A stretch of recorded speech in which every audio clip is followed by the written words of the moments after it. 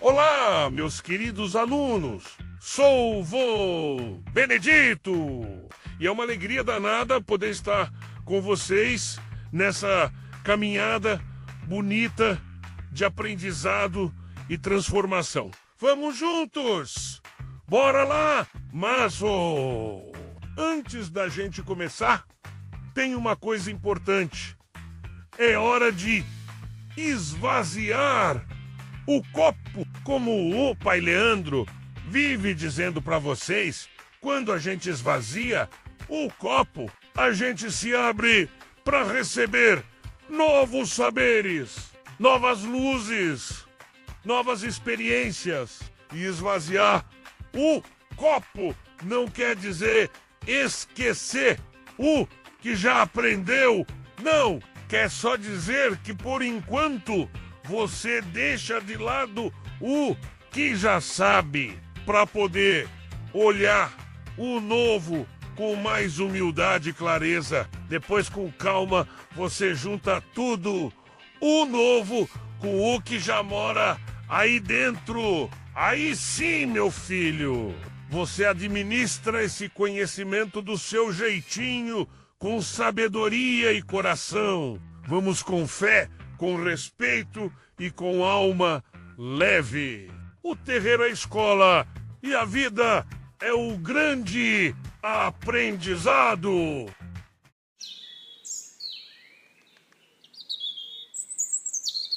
Olha, meu filho, os fundamentos da Umbanda são como as raízes de uma árvore. São as bases que sustentam nossa fé. A Umbanda pode ter jeitos diferentes de se fazer aqui e ali, mas o que une todo mundo é justamente seguir esses fundamentos. Se não for isso, aí já não é mais Umbanda, não.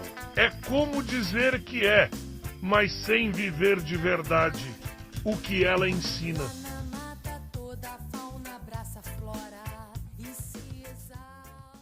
Meu filho, dogma é quando dizem que a gente tem que acreditar sem perguntar. Só porque Deus quis. Na Umbanda não é assim, não. Aqui, a fé se vive com o coração aberto, com reflexão e experiência, nunca na imposição.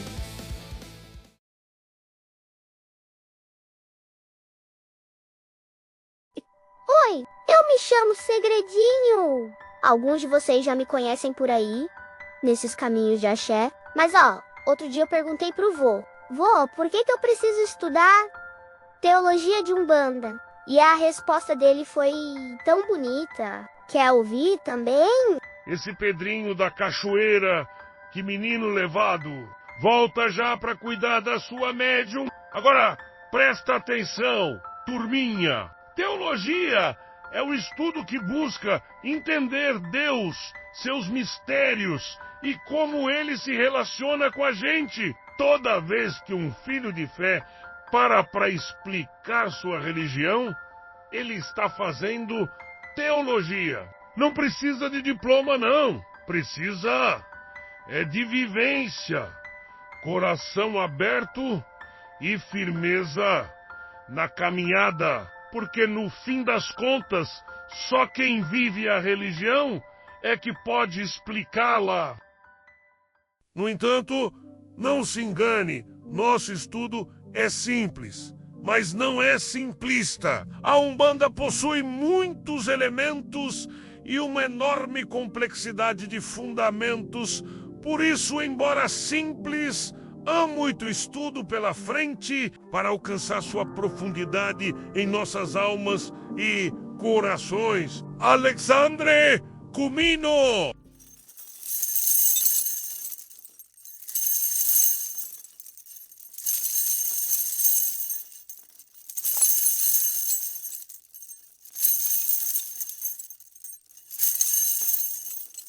A escravidão no Brasil começou em 1535 e terminaria 353 anos depois com a abolição, através da Lei Áurea, em 13 de maio de 1888.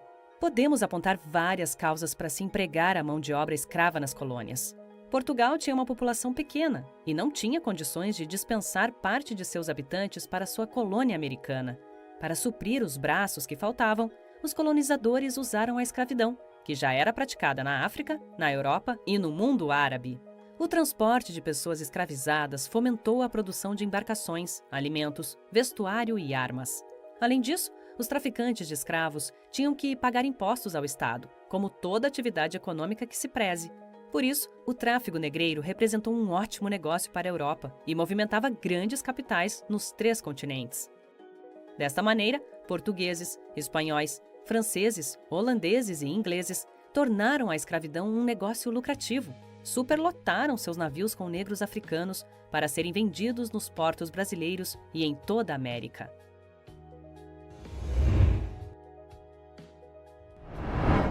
Durante o período de colonização no Brasil, se empregou a mão de obra escrava indígena. Os índios eram capturados por meio das bandeiras ou obtidos como espólio das guerras intertribais.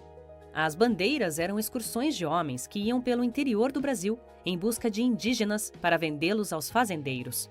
Também era possível obter indígenas através das alianças estabelecidas entre os portugueses e as tribos. Quando a guerra entre nações indígenas rivais terminava, os derrotados eram entregues aos portugueses para serem escravizados. No entanto, a mão de obra mais usada para o trabalho foi a negra africana. Por muito tempo, se ensinou que o índio não servia como escravo, por ser preguiçoso, e por isso os portugueses teriam preferido escravizar o africano. Na verdade, a escravidão de indígenas somente seria abolida no século XVIII, e, portanto, esse argumento não tem sentido. O que aconteceu era que escravizar africanos era muito mais lucrativo do que escravizar indígenas. Por isso, os europeus preferiram investir no tráfico negreiro. Outro impedimento para a escravização do indígena foi a oposição dos religiosos, sobretudo dos jesuítas, que protegiam aldeias inteiras em suas missões.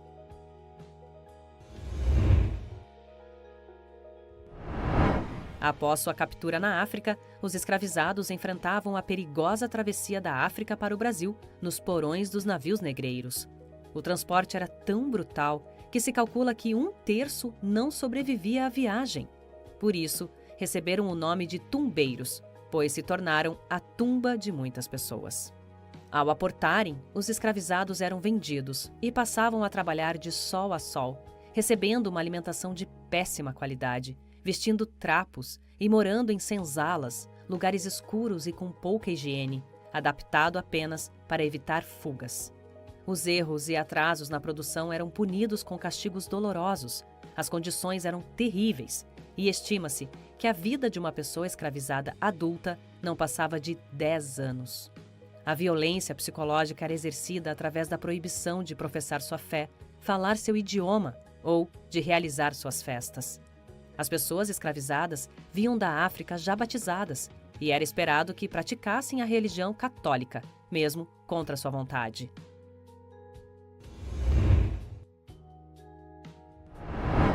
Os negros africanos foram empregados nas plantações de cana-de-açúcar, algodão, café, na mineração e em serviços domésticos de todo tipo. Nas cidades havia os chamados escravos de ganho, utilizados para vender alimentos, carregar água ou auxiliar na administração de pequenos comércios. As mulheres negras ainda sofriam exploração sexual.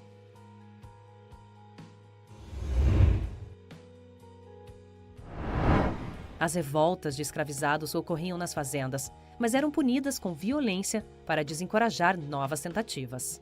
Muitos grupos fugiam e formavam comunidades escondidas na mata, chamadas quilombos. Uma das mais significativas no Brasil colonial foi o Quilombo dos Palmares. Ali eram livres, podiam praticar sua cultura e seus rituais religiosos. Havia tantos quilombos no Brasil que se criou uma profissão específica para capturar os escravizados fugidos, denominada Capitães do Mato. No entanto, quem não conseguia escapar preferia se suicidar a continuar cativo. Também não era incomum que as mulheres escravizadas recorressem ao aborto para impedir que seus filhos tivessem a mesma sorte.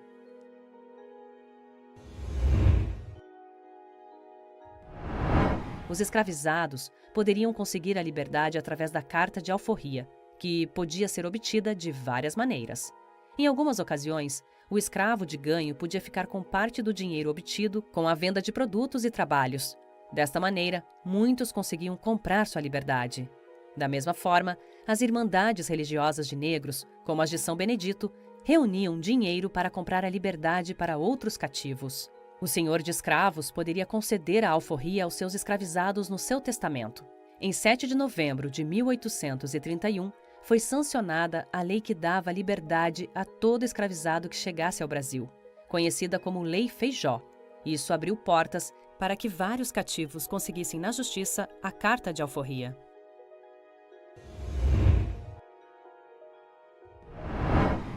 O movimento pelo fim da escravatura começou no século XVIII, quando a sociedade europeia adotou as ideias do liberalismo e do iluminismo. A partir daí, a escravidão passou a ser questionada, pois a privação de liberdade não combinava com os ideais iluministas e nem com a nova etapa do capitalismo industrial. Igualmente, a Inglaterra aboliu a escravidão nas suas colônias e a substituiu por trabalhadores assalariados. Por esta razão, a produção agrícola ali seria mais cara do que a portuguesa, e não poderiam concorrer com os preços praticados pelos portugueses. Assim, era necessário transformar a mão de obra escravizada em trabalhadores assalariados, pois isto iria igualar os preços da produção. Por isso, a Inglaterra, que liderava a nova expansão capitalista industrial, aprovou a Lei Bill Aberdeen. Esta transformou a Marinha Real Britânica numa arma contra o tráfico de escravos, permitindo que suas embarcações abordassem os navios negreiros de qualquer nacionalidade. Então, importar pessoas para serem escravizadas acabou se tornando cada vez mais caro. No Brasil, o tráfico de escravos foi abolido com a Lei Eusébio de Queiroz. Mais adiante, a Lei do Ventre Livre garantiu a liberdade aos filhos de escravizados. Posteriormente, a Lei dos Sexagenários libertava os escravizados maiores de 60 anos. Todas estas leis foram acompanhadas de grandes discussões. Porém, a mais importante era: se os escravos fossem libertados, o governo pagaria indenização aos proprietários? Por fim, venceu a ideia de que os donos de escravos não receberiam nenhuma compensação financeira, desagradando a elite escravocrata. A abolição da escravidão foi realizada pela Lei Áurea, aprovada pelo Senado e assinada pela princesa Dona Isabel, dia 13 de maio de 1888. Isso retirou o apoio dos latifundiários escravistas à monarquia. Quando ocorre o golpe republicano, em 1889, os grandes proprietários de terra passam a sustentar o novo regime. Por outra parte, os ex-cativos se viram entregues à própria sorte, pois foram libertos sem qualquer plano e passaram a formar um enorme contingente de pessoas não qualificadas. A República pouco fez para mudar a sorte dessa gente.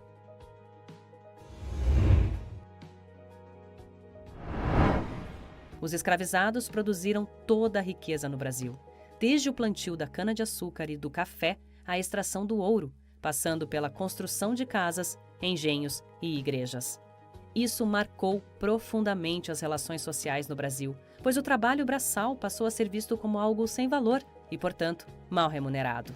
Mesmo após abolida a escravidão, os negros enfrentaram a falta de escolas e formação, que não os permitiam romper o ciclo da pobreza. Embora não houvessem leis discriminatórias, os negros passaram a morar em lugares menos favorecidos e longe do trabalho. Isso gerou um forte preconceito racial que está presente até hoje na sociedade brasileira. Outra consequência da escravidão no Brasil foram as comunidades quilombolas, herdeiros daqueles quilombos que não foram derrotados. Calcula-se que existiam cerca de 3.000 comunidades quilombolas, onde ainda se conservam as tradições artísticas e técnicas de cozimento e cultivo. Também na religião, vemos o traço da escravidão no Brasil. Como eram obrigados a praticar uma religião estranha, os negros africanos passaram a identificar os santos católicos com seus orixás, e assim surge o sincretismo religioso que verificamos no candomblé praticado no país.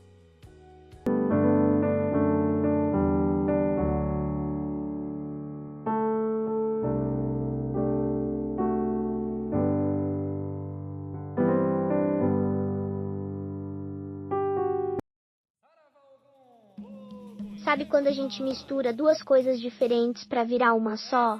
Tipo suco de laranja com cenoura. Então, na Umbanda, o sincretismo é quando os orixás foram ligados aos santos. para que o povo de antigamente pudesse continuar sua fé mesmo sendo proibido. Foi jeito bonito e esperto que o povo encontrou para manter a religião viva, mesmo quando era difícil. Legal Nerd.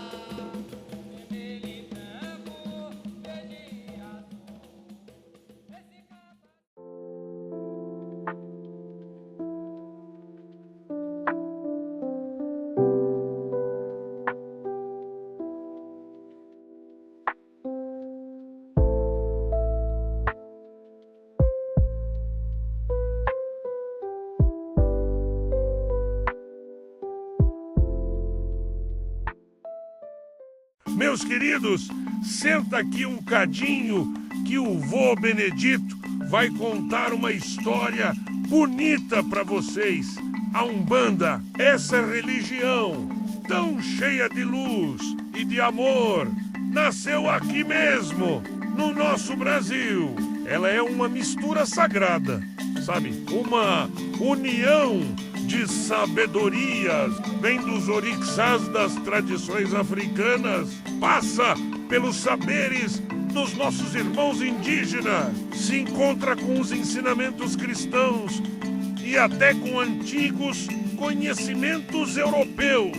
Mas ela não é definida por nenhum deles sozinhos, não. A Umbanda é única, é própria, é brasileira de alma e coração. Foi no dia 15 de novembro de 1908 que essa linda caminhada começou. Quem trouxe a mensagem foi o Caboclo das Sete Encruzilhadas, uma entidade forte e amorosa que chegou dizendo que vinha para criar uma religião nova, com caridade, respeito e sem preconceito. E quem deu o corpo para essa missão acontecer foi um moço chamado Zélio Fernandino de Moraes, que naquele mesmo dia se tornou conhecido como Pai Zélio e ajudou a dar forma àquilo que o mundo conheceria como Umbanda. Desde então, a Umbanda só cresce nos corações de quem busca fé, equilíbrio e verdade. É bonito demais, né?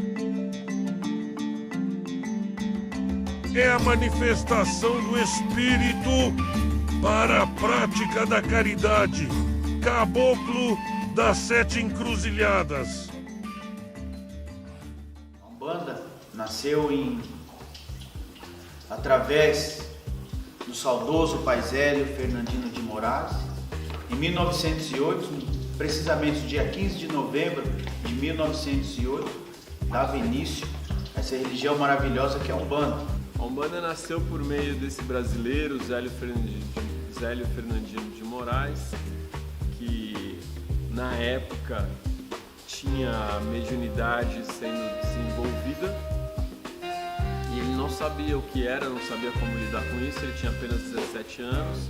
A família do Zélio de Moraes levou ele a um tio que era médico e o tio viu que não era um problema de saúde. A família levou ele então a um padre e o padre, para ele ser exorcizado, o padre viu que não era uma questão de exorcismo. Então o Zélio foi levado a uma benzedeira, a mãe dele o levou e essa benzedeira incorporava um preto velho que incorpora na benzedeira e diz que Zélio teria uma missão espiritual. Então, logo a seguir, Zélio de Moraes foi levado à Federação Espírita de Niterói. No dia 15 de novembro de 1908, Zélio de Moraes compareceu a uma sessão espírita na Federação Espírita e lá dentro, Zélio de Moraes incorporou um espírito que se identificou como aquele que foi em outra vida Frei Gabriel de Malagrida, mas que gostaria de se apresentar como caboclo das 7 encruzilhadas. Trazia uma ordem, fora jesuíta até aquele momento, chamava-se Gabriel Malagrida. Daquele instante, ele ia criar a lei de Umbanda, onde o preto e o caboclo pudessem manifestar, porque ele não estava de acordo com a Federação Kardecista, que não recebia pretos nem caboclos. Então, ali, Zélio de Moraes, incorporado do caboclo das 7 encruzilhadas, anunciou que vem para fundar a religião de Umbanda. No dia seguinte, na casa da família Moraes, o caboclo das 7 encruzilhadas incorpora e estabelece que naquela casa seria fundada a Tenda Espírita Nossa Senhora da Piedade. Essa religião que temos aí um pouco mais de 100 anos e vem fazendo, mostrando para as pessoas que ela só veio para fazer o bem, através do Pai Zélio. A maioria dos templos de Umbanda se espera no trabalho do Pai Zélio Fernandino de Moraes e do Pai Caboclo das 7 Encruzilhadas. A religião de Umbanda nasce no momento que Zélio de Moraes, o Caboclo das 7 Encruzilhadas, o Preto Velho Pai Antônio, no momento que eles estabelecem o ritual de Umbanda. A religião nasce, quando nasce o ritual. Há muita confusão, algumas pessoas acham que a Umbanda nasce no momento que alguém começa a incorporar um preto velho, um caboclo, ou que a Umbanda nasceu no momento que as pessoas começaram a incorporar espíritos. Não, a religião nasce no momento que é idealizado o seu ritual. Que incorporar espíritos existe nesse mundo desde que o mundo é mundo. O que se verifica nas práticas xamânicas, por exemplo. O Espiritismo é a doutrina codificada por Allan Kardec. Então, Allan Kardec não inventou espíritos, Allan Kardec não inventou a mediunidade, mas ele codificou o que é o Espiritismo. Então, ser espírita é seguir a doutrina de Kardec, seguir o código do Espiritismo. Esse código compreende 5 livros, que são o Livro dos Espíritos, o Livro dos Médiuns, o Evangelho segundo o Espiritismo, o Céu, o Inferno e a Gênesis. Esses 5 livros são o código da doutrina espírita. A Umbanda é um outro segmento, a Umbanda é uma outra religião. Então, a Umbanda tem muito em comum com o Espiritismo, mas a Umbanda não é Espiritismo. Ela pratica algo muito semelhante, que é a comunicação com os espíritos, a manifestação com os espíritos. No entanto, a Umbanda tem uma série de procedimentos e práticas que não estão de acordo com o Espiritismo. Por exemplo, a Umbanda é religião, quer ser religião, é uma religião brasileira, fundada por um brasileiro. E na Umbanda há o culto aos orixás, que são divindades que têm origem na cultura Yorubá.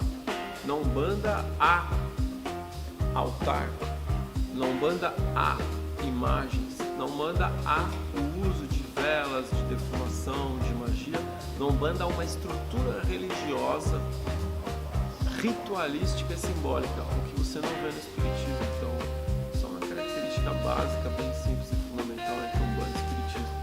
A Umbanda tem em comum com o Espiritismo a mediunidade e a manifestação de espíritos. Ponto. A Umbanda também tem em comum com o Candomblé, que é uma religião afro-brasileira, a mediunidade e a ligação com os orixás. Então, há semelhanças entre Umbanda e Espiritismo, há semelhanças entre Umbanda e o Candomblé. No entanto, o fato de haver semelhanças não torna igual, não faz com que seja a mesma coisa. A Umbanda guarda semelhanças com o catimbó, a Umbanda guarda semelhanças com o xamanismo, a Umbanda tem semelhanças com o catolicismo. No entanto, a Umbanda é uma religião brasileira, uma religião única, e a Umbanda tem fundamento próprio. Agora, meus filhos, deixa o vô contar mais um pedacinho dessa história bonita da nossa Umbanda. A gente já falou do Pai Zélio, né? Mas ele não caminhou sozinho, não. Teve gente boa que também ajudou a levantar os alicerces dessa religião tão cheia de amor e luz.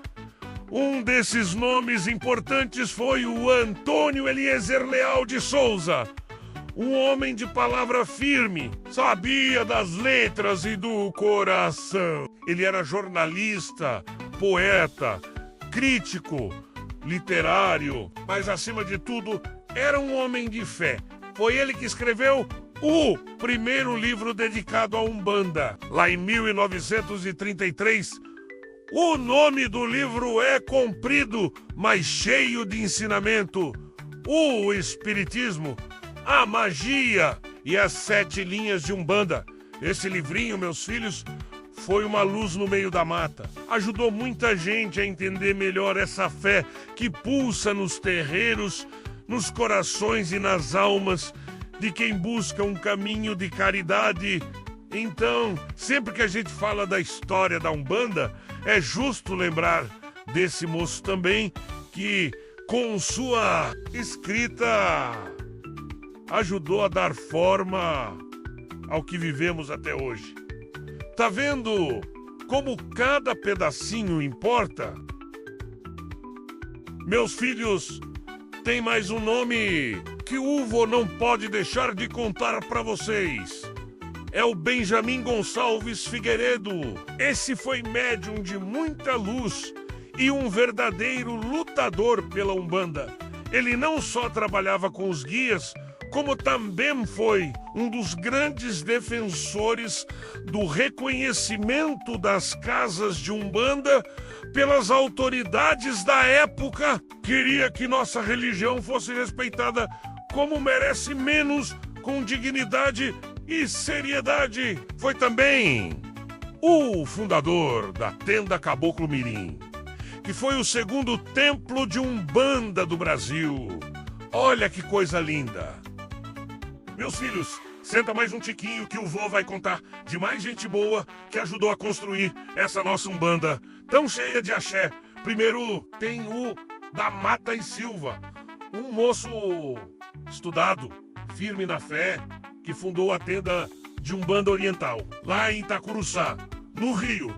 Ele criou a primeira escola iniciática da Umbanda esotérica, trazendo estudo e profundidade para nossa religião.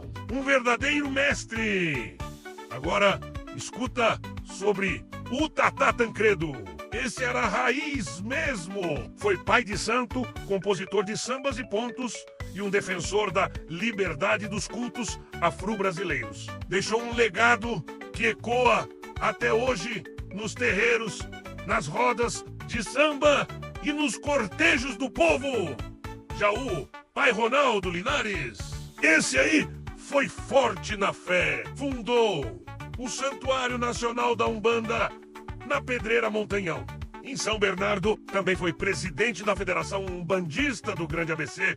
A fé dele cresceu depois do encontro com o Pai Zélio e com seu guia, o Preto Velho, Pai Benedito de Aruanda. Criou a Casa de Pai Benedito, lá em São Caetano, um verdadeiro guardião da Umbanda. e da natureza. E para fechar com chave de ouro, o pai Rubens Saraceni, filho espiritual do pai Ronaldo. Em 1990, começou a psicografar e logo depois recebeu de pai Benedito a missão de abrir caminhos espirituais profundos.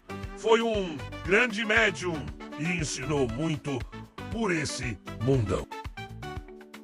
E agora chegamos ao fim da nossa primeira aula. Um abraço fraterno e até a próxima aula.